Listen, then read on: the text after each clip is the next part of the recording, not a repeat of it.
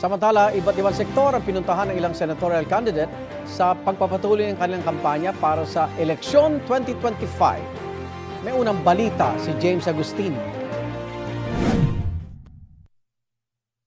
Nasa Iloilo si Amira Lidasan para makipagdialogo sa iba't ibang sektor. Kasama si Congresswoman Arlene Brosas. Nagayag si Atty. Sani Matula ng suporta sa mga magsasaka. Nagbigay naman ng suporta sa mangingisda si Roberto Balyon. Gayon din si Heidi Mendoza na dumalo virtually sa pagtitipon. Sa Quezon City, inilatag ni Manny Pacquiao ang advokasiyang pagpapalakas sa small businesses. Binisita ni Kiko Pangilinan ng isang bangus processing facility sa Dagupan. Pinuri ni Ariel Querubin ang pagganda ng turismo sa Misamis Occidental. Kinilala ni Senator Francis Tolentino ang ambag ng kababaihan sa lipunan. Sabi ni Benhur Abalos, kailangang palakasin ang local government code. Libre at dekalidad na health service ang isinulong ni Alin Andamo.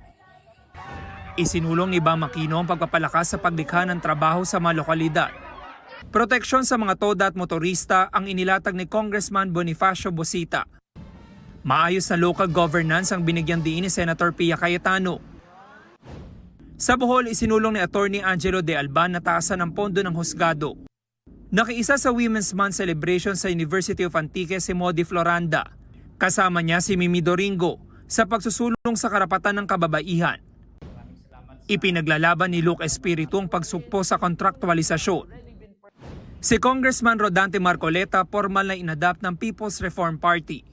Patuloy naming sinusundan ang kampanya ng mga tumatakbong senador sa eleksyon 2025. Ito ang unang balita. James Agustin para sa GMA Integrated News. Igan, mauna ka sa mga balita, mag-subscribe na sa GMA Integrated News sa YouTube para sa iba't ibang ulat sa ating bansa.